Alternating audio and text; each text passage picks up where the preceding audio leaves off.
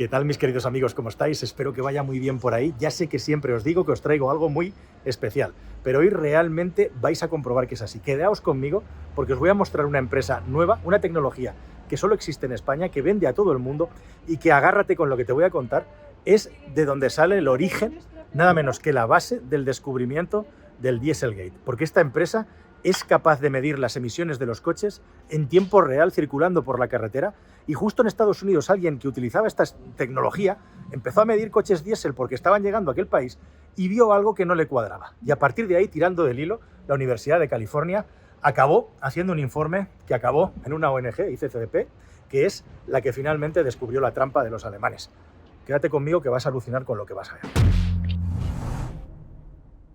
Javier, buenas tardes. ¿Qué tal? Por fin todo llega. Gracias por venir. Nos hemos podido encontrar aquí en medio de la calle, te asaltamos directamente. Bueno, más bien nos propones tú, ¿no? Porque qué mejor que conocer la tecnología que probándola directamente. Sí. Tengo que decir que hay muchísimo escepticismo en mi entorno con el funcionamiento de esto, como supongo que no es la primera vez que te pasa. A ver si somos capaces hoy de convencer a todo el mundo, desde el más profano hasta el más experto en ingeniería, de que vuestra tecnología funciona bien, y todas las implicaciones que tiene, toda la información que ya estáis sacando y que le podemos contar a la gente sobre qué realmente contamina más, cuáles son las emisiones, si las etiquetas, incluso podemos sacar conclusiones de si son apropiadas o no. Hay un montón de información que vosotros la conocéis. Ahí, a ver hasta cuándo nos podéis explicar. Bueno, primero de todo, vamos a volarle a la gente la cabeza. Efectivamente, lo que vosotros proponéis y vendéis es una tecnología que es capaz de medir las emisiones de los coches según van pasando por carreteras en tiempo real. ¿Y eso cómo es? ¿Qué es lo que hay detrás? Lo que hay detrás es un dispositivo, lo llamamos RSD, Remote Sensing Device del inglés, que mide por espectroscopía, o sea, emite un haz de luz invisible, ahora lo veremos, cruza la carretera, cruza los gases de escape de cada vehículo y podemos medir de manera empírica cuáles son las concentraciones de todos los contaminantes que emite un vehículo, NO, NO2, hidrocarburos, CO, partículas, amoníaco incluso. Y aquí podemos ver efectivamente una especie de dos tubos que son los que lanzan y reciben el haz de luz, ¿no? Sí, dos ventanitas. Aquí está el analizador y fuente emisora que emite por una ventanita, cruza la calzada a ese espejo, eso es un reflector simplemente, vuelve la luz y nosotros analizamos los cambios de luz. Bien. Dependiendo de los cambios de luz a cada longitud de onda, eso podemos saber, cada molécula tiene una curva característica. ¿Cómo lo sabéis? O sea, cada molécula de un gas en concreto tiene una forma, podríamos decir. Tiene su forma, tiene como su huella digital, o sea, es única. Cada molécula es un principio de química, absorbe la luz a frecuencias o longitudes de onda muy concretas. Es conocido, no es tal.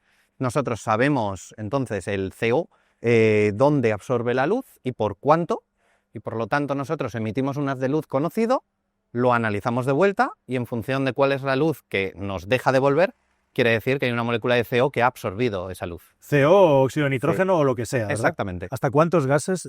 Pues nosotros medimos CO, CO2, NO, NO2, propano, amoníaco, y luego medimos también partículas según opacidad en ultravioleta. Son realmente 7 compuestos. Tenéis una cámara que registra la matrícula del vehículo.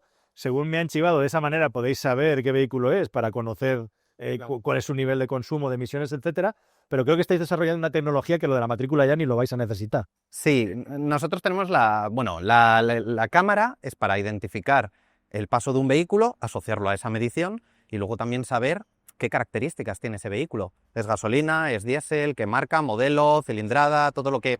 Al final, cuanto más información, pues más podrás luego discernir. Perfecto. Efectivamente, estamos también con un desarrollo, decías, con una cámara con visión artificial para que también podamos saber más información sin tener que pedírselo a la DGT. Claro, porque tienes que comunicarte con la base de datos de la DGT, que te devuelva, y aquí directamente lo que estáis haciendo ya es reconocer los coches. Bueno, según estamos hablando, está en funcionamiento el sistema, vais a ver cómo cambia la pantallita, ahí está el polo que acaba de pasar, y dentro de este interfaz podemos ver todos los datos, todas las mediciones que ha tomado en el momento que las vais registrando. Es todo en tiempo real. Pasa el vehículo, se toman 100 mediciones en medio segundo, con eso ya podemos saber cuál es la concentración de cada contaminante único para ese vehículo en ese momento, se procesa en tiempo real e incluso lo podemos mandar en tiempo real. Estos son antenas. Son antenas, sí.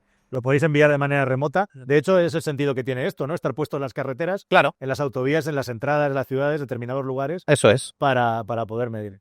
¿Qué pasa si pasan dos coches en paralelo, pasa un coche muy cerca del otro? Imagino que es, vamos, técnicamente parece imposible que podáis que podáis medirlo. Aquí hay que diferenciar porque nosotros podemos desplegar el sistema en vías de un carril o de 2 carriles. Si es vías de un carril, pues todos los vehículos van a pasar uno después de otro. Aquí no tenemos ningún problema. Con que haya una separación mínima de medio segundo de un vehículo a otro, que es el 99.9% de las situaciones, no hay ningún problema. Con lo cual nuestra tasa de éxito es muy alta. Si desplegamos en vías de 2 carriles, como estamos haciendo en algún lugar, aquí sí es verdad que tenemos el inconveniente de que si 2 vehículos están pasando, ya no en paralelo, sino muy pegaditos, que también lo reconocemos por visión artificial, descartamos la medición, porque puede haber una contaminación de uno con otro. Oye, pienso una maldad, que además me he traído un coche eléctrico. ¿Qué pasa si pasamos un coche eléctrico por delante? En este caso, tal y como lo tenemos configurado ahora, es que ni siquiera se va a tomar una medición. ¿Por qué? Porque nosotros podemos ponerle al equipo la sensibilidad que tiene para tomar una medida. Entonces le ponemos un umbral mínimo de CO2. O sea, es decir, va a ser nuestro trigger, nuestro disparador para que comience una medición. Si hay un pico de CO2, comienza la medida. Vale. Si hay un eléctrico, pasa y no hay.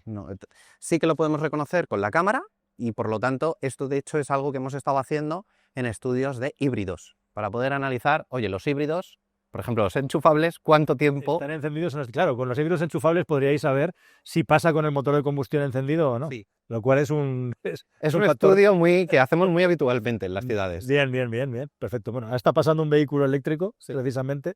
Y no sale nada. No sale nada, no lo ha medido, no ha cambiado la pantallita. Eso es. Bien, muy interesante, muy interesante. ¿Vosotros esta tecnología la habéis desarrollado desde cero? ¿Es una patente propia? O sea, sí. ¿Cómo está el mercado organizado? Porque esto es una cosa muy novedosa, aparentemente.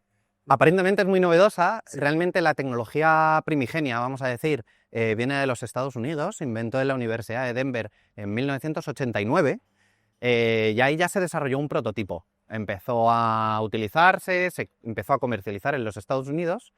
Luego nosotros, desde hace unos 20 años casi ya, trajimos esa tecnología a España para empezar a comercializarla en Europa. Tomamos la propiedad intelectual, con lo cual ahora aquí en Madrid, en España, tenemos la propiedad intelectual absoluta, sí, y fabricamos toda la tecnología aquí. Y gracias a tener esa propiedad intelectual hemos ido mejorándola y realmente la tecnología que hay ahora, en el año 2025, comparado con lo que había hace 30 años, no tiene nada que ver. Perfecto. Por cierto, has hablado de que lanzamos un haz de luz que rebota. ¿Qué tipo de luz es la que se manda? Es infrarrojo y ultravioleta, porque como vamos a por diferentes gases, pues hay moléculas que tienen una huella espectral en el ultravioleta, otras en el infrarrojo. Es invisible, el infrarrojo y el ultravioleta es invisible, con lo cual no lo vemos, es inocuo, no hace nada, no es una luz de alta potencia, es de baja potencia, cruza la calzada, vuelve. Perfecto. Y además estaba viendo que le habéis añadido que sí que es visible un rayo láser aquí, sí. Un haz de láser. ¿Esto para qué? Esto es importante, ¿no? Esto es solo para medir velocidad y aceleración del vehículo. Es un haz de luz también de baja potencia, igual que el que podemos tener en las puertas de un ascensor. Entonces lo que vemos es el corte del haz. Cuando pasa el vehículo, corta la rueda varias veces. Vale. Con esos varios cortes, calculo la velocidad y con varias velocidades, porque tengo 2 ejes, la aceleración. Capacidad de aceleración. 2 cambios ¿no? El cambio de velocidad, pues es la aceleración. Perfecto. ¿Por qué hacemos eso? Porque medimos velocidad y aceleración de cada vehículo para saber en qué carga está. Si va, digamos, que en una conducción moderada o una conducción muy agresiva. Vale. Si estás acelerando a nivel máximo, quemando rueda, pues a lo mejor tienes un pico de emisión, pero es un evento inusual. No, yo no voy a decir este vehículo es muy contaminante porque en ese momento haya ido muy acelerado. Bien. Claro, esta es la pregunta, me la has contestado antes de preguntar. Claro, las emisiones dependen de la carga que tengas en ese momento, de la marcha en la que circulas, dependen de muchos factores. Claro, sí. Si no los conoces o no conoces una parte, estás completamente ciego respecto al nivel de emisiones del vehículo o pierdes mucha, digamos, capacidad de comparativa, ¿no? Sí, aquí hay ciertos contaminantes que dependen más o menos de ese estilo de conducción. Por ejemplo, a lo mejor los NOx, los óxidos de nitrógeno, sí que dependen más de desaceleración, o el CO, el monóxido de carbono, otros a lo mejor no dependen tanto. Por ejemplo, el caso más evidente son las partículas. Prácticamente me da igual de que acelere más o menos, que tu nivel de partículas va a ser prácticamente el mismo. ¿Estás pensando en comprar un automóvil nuevo? Pues entra en carwow.es y ahorra más de 4.000 euros de media. Entras, configuras uno o varios modelos y ya está. Vas a empezar a recibir ofertas gratis y de concesionarios directamente en el dispositivo que elijas. Pero ojo, tranquilo, no te va a molestar nadie. Solamente contactarán contigo cuando tú tomes la decisión. ¿Tienes dudas entre varios modelos? Es normal. Entras en carwow.es y miras las reviews. Probamos todos los coches y cómo se actualizan y te lo contamos de la manera más detallada y honesta posible. Infórmate, elige y ahorra con carwow.es. Es tan cómodo como ponerse el cinturón en este coche. Y ahora a seguir disfrutando del vídeo. Venga, vámonos. Más preguntas, no sé si de tipo cuñadil, pero que seguro que más de uno te las ha hecho. Tema del viento, días de mucho viento, la propia estela de un vehículo a 130, 140 kilómetros por hora. ¿Afecta a vuestras mediciones? Si no, ¿es posible medir en esas condiciones? Vale, el tema del viento o cualquier fenómeno que pueda perturbar al final la pluma puede afectar. ¿Qué es lo que pasa? Que nosotros, o sea, el propio sistema analiza también la pluma, que llamamos nosotros. ¿Qué es la pluma exactamente? La pluma pues viene a ser la estela de gases o ese penacho de gases que deja el vehículo detrás, que es invisible. Nosotros tenemos como ciertos requisitos, que es al final que tiene que tener una forma la pluma. Si empieza de repente la pluma que se corta o algo así, digamos que es una pluma rara, invalidamos esa medición. Perfecto. Con el viento, a no ser que haya un viento muy extremo, no pasa nada. Al final nosotros estamos midiendo todo el camino óptico, nos da igual. Decías, velocidades muy altas. Es verdad que hay un punto de velocidad en el que vas tan alto y normalmente pisas poco el acelerador, que al final la cantidad de gases que sale es muy pequeña y se dispersa muy rápidamente. Nosotros estamos midiendo, por ejemplo, ahora en la C32, yendo hacia Barcelona, y ahí el límite de velocidad es 120 kilómetros por hora y medimos perfectamente vehículos hasta 160, casi, alguno. Vale, se pasa. Vale. ¿Cuántas de estas cajas tenéis repartidas? Creo que vuestros clientes mayoritariamente son de fuera de España. Son de fuera. Sí. Nosotros debemos tener ahora unos más de 100 sistemas en todo el mundo. El mercado más grande es Estados Unidos, tenemos en Corea, Taiwán, la India, varios países europeos. Luego aquí en España, como novedad, es que estamos empezando a instalar cabinas fijas. Sistemas fijos que están midiendo 24/7. ¿Cómo lo verificamos? Pues con botellas de este tipo, son botellas certificadas. En este caso, pues por ejemplo, es Air Liquid, puede ser cualquier proveedor certificado, que me da una botella con una concentración conocida. Me da una etiqueta que me dice, yo te certifico que aquí hay 1000 ppm de NO, hay 500 ppm de NO2, de lo que sea. Vale. Nosotros usamos estas botellas, mezclas de botellas, le hacemos puffs, ¿no? O sea, hacemos pequeños chutes de gas. Pequeñas... expeléis gas hacia el exterior, ¿no? Y simulando que pasa un vehículo. Simulando. Entonces, delante del haz de luz se emite, hay un puff. Yo sé cuál es la concentración de cada uno de los gases en esa botella y comparo frente a lo que está midiendo el sistema. Ajá. Nosotros nos permitimos un error máximo del 10%. Esa era una de las preguntas que tenía. Sí. Un 10% es el máximo del margen de error que os permitís. Sí. Muy bien, muy bien. Bueno, y es uno de los trabajos más complicados o laboriosos, ¿verdad? Sí. Hacer esa calibración. Es posible que es uno de los puntos donde más know-how hay aquí. Por un lado está fabricar la tecnología, desarrollarla, montarla, pero tener la capacidad como laboratorio, somos laboratorio ISO 17025, el único laboratorio del mundo acreditado para hacer este tipo de mediciones. Y parte de toda esta exigencia que nos ponemos es pues, el control metrológico, que los sistemas cumplan, hacer estas verificaciones de manera adecuada. ¿Te parece que nos vayamos, si nos das permiso, a la zona de fabricación? Venga, fenomenal. Y hablamos de emisiones reales y de nuestros coches, que sé que os interesa mucho. Vamos. Me comentabas que de momento es todo puramente artesanal. ¿Cuánto tardáis en tener un equipo montado? El proceso tiene varias etapas. Sí. El montaje realmente es casi ensamblaje. Casi todos los componentes ya los externalizamos, digamos. Y aquí es recopilar los componentes, montarlo. En un día, 2 días, tenemos montado un equipo.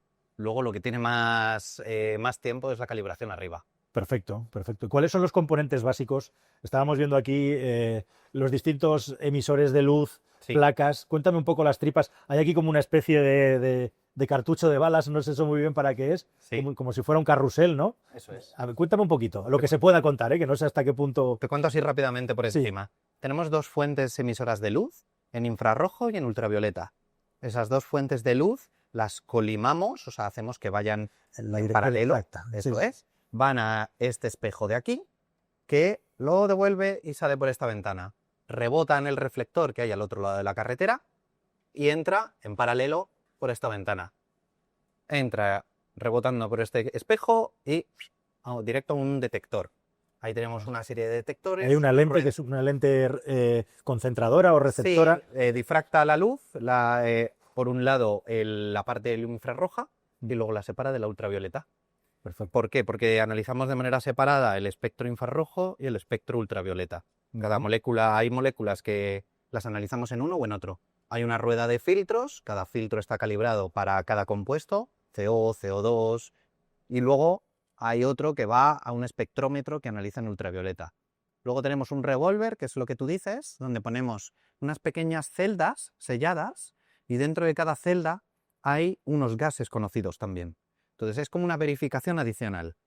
Es un revólver que va girando, pasando en posiciones cuando hacemos una auditoría, que decimos, que es como, vale, en este momento chequéate.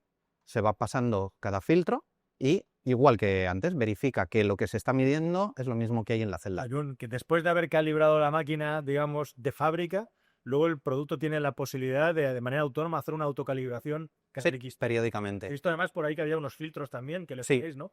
Sí, tiene, o sea, que tiene todo lo que te decía, que la parte más sesuda o más complicada al final es demostrar o es verificar que el instrumento está midiendo según especificaciones de manera constante. Estáis trabajando para tener una homologación específica, la UNE, Sí. que os permita esto normalizarlo, por decirlo de alguna manera, para escamparlo, ¿no? Sí.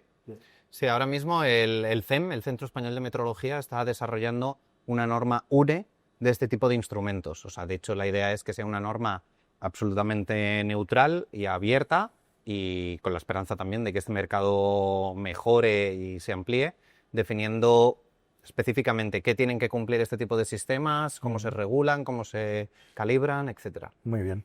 ¿Hay algún país en el que ya se esté usando esto para multar a la gente o para advertirle al menos? Sí. Sí. A ver, esta tecnología se lleva usando desde los años 90 en los Estados Unidos, en varios Que estados. tanto nos reímos de los americanos, ¿no? Con el tema de las emisiones y todo eso. Sí. Y son los que más avanzados están.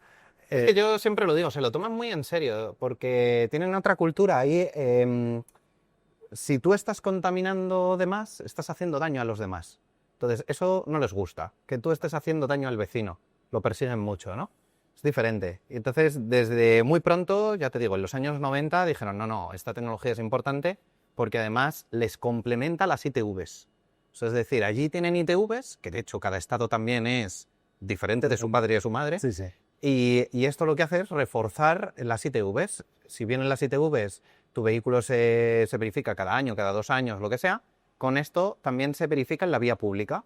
Si se identifica un vehículo súper contaminante en la vía pública, el Estado federal le mandó la carta: hola Pepito, le hemos visto, sus emisiones son muy elevadas, tiene 14 días para arreglar su vehículo y acudir a este centro de inspección, o si no, una multa. Esto es lo que viene. Bueno, lo de que nos reímos lo he dicho yo, no lo dices tú, porque no es que nos riamos, es que nos han engañado directamente, porque la cultura de la seguridad y de la polución en Estados Unidos y de protección al consumidor Sí. está muy por delante de la europea, ¿no? Aunque a nosotros nos han vendido lo contrario por intereses que no vienen a cuento en este vídeo.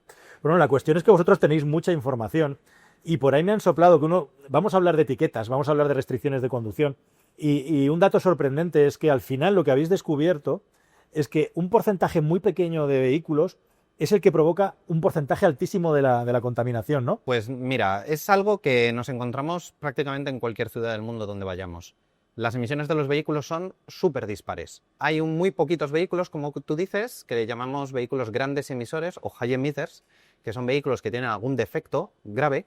Puede ser desde un filtro de partículas que está roto, un catalizador, yo qué sé, pues ahora con los sistemas AdBlue, que está manipulado. Hay 1000 cosas que pueden fallar en un vehículo.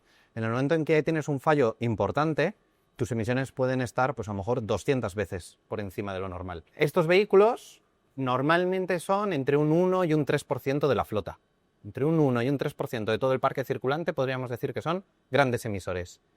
¿Qué pasa? Que son tan contaminantes que son responsables de hasta el 40% de todas las emisiones. Hasta el 40%, con un porcentaje. Esto es una información absolutamente inédita, vamos, yo creo que tiene muchísimo valor. Hay otro factor además que es cuánto utilizas el vehículo, ¿no? Sí. Una cosa es tener un vehículo contaminante y otra cosa es utilizarlo de manera recurrente. Sí. Y eso también se ve en vuestro trabajo y en vuestros análisis, ¿no? del tráfico. Nosotros hacemos estudios, a veces para ciudades también, analizando, oye, cuál es realmente el perfil de emisiones que tiene el transporte rodado en tu ciudad, cuál es el impacto que provoca este tipo de transporte.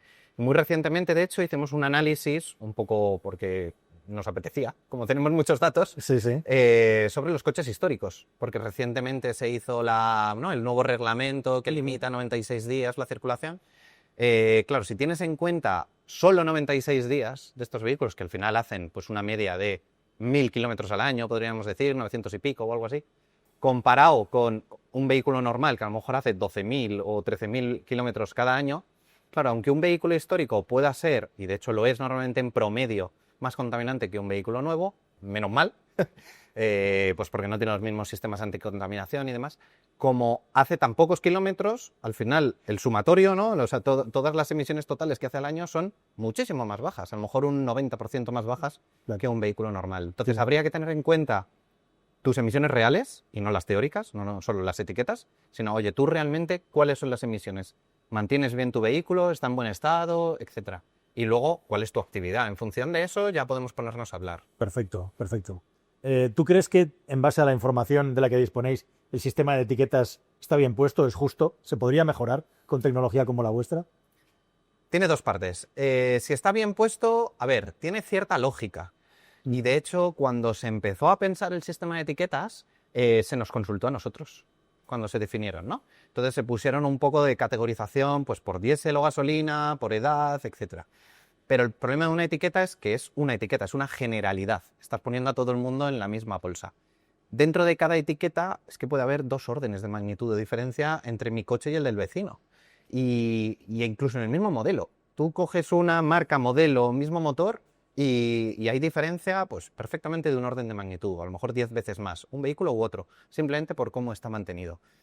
Ahí ya empezamos a tener un problema, porque, bueno, a lo mejor a nivel miles y miles de datos hay una tendencia, desde los sin etiqueta a los más modernos, pero luego vas afinando vehículo a vehículo y hay unas incoherencias enormes.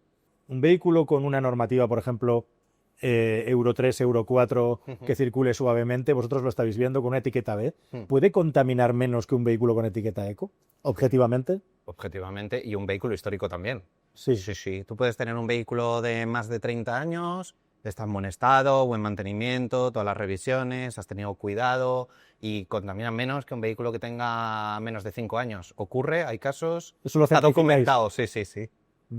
Pues tomar nota, porque esto que nos está diciendo este señor no son conversaciones de barra de bar, o sea, esto está... Sí, puede haber casos, y además los casos más flagrantes es cuando ya te pones a comparar, como dices tú, pues a lo mejor te vas a un Mini que esté bien mantenido, motor pequeñito, con 90 caballos. Claro, Sí. y te vas ahora a un vehículo de gran cilindrada, 500 caballos, pues hombre, que encima a lo mejor se conduce de manera muy agresiva, no está cuidado, etcétera, y puede contaminar más. Me contabas que los países punteros, aparte de Estados Unidos, son... Sí. Corea del Sur, Taiwán, la India, esos 3 son los más... Asia ahora mismo está creciendo mucho con el uso de esta tecnología, China también. Y además es que ven la tecnología y dicen, esto tiene todo el sentido, lo voy a incluir, aunque estén avanzando también al mismo tiempo en la electrificación de manera muy rápida.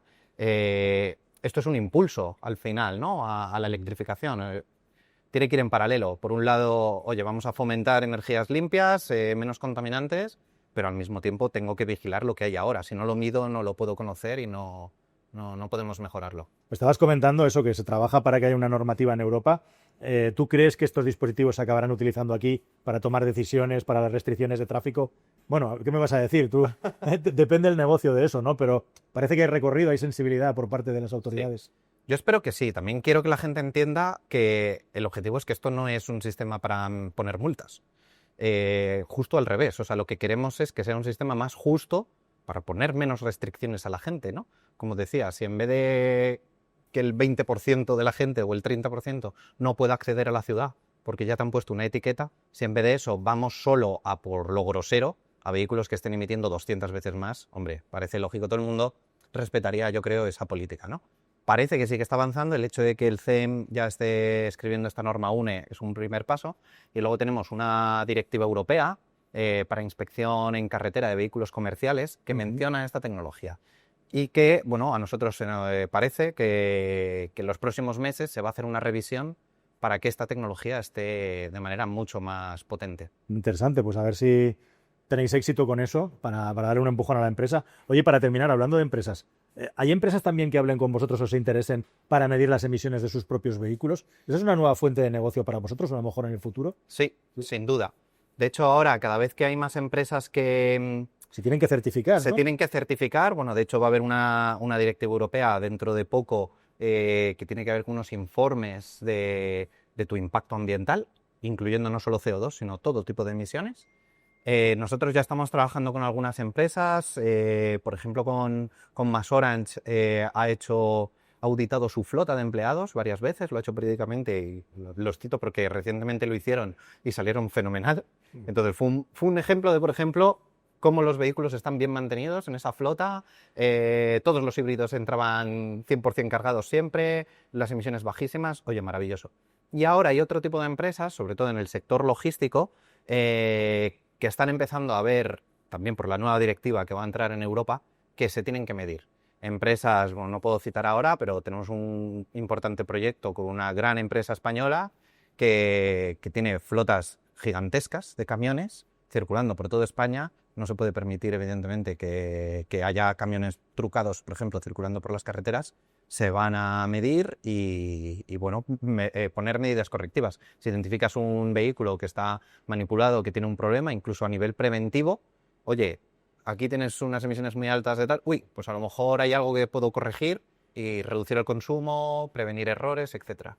Muy interesante. Además que España es un monstruo de la logística. Tenemos muchísimo transporte pesado por carretera. Y ahí imagino que tenemos un margen de mejora y de maniobra enorme. Sí. Muy bien, muy bien. Pues muy interesante. Oye, muchísimas gracias por toda la información. A ti. Ha sido muy didáctico. Espero que tengáis mucho éxito con el proyecto. La verdad es que es brutal que tengamos esto, que no estamos en Silicon Valley ni estamos en una gran ingeniería alemana, estamos en el centro de Madrid, en un local modesto pero lleno de vida y lleno de gente.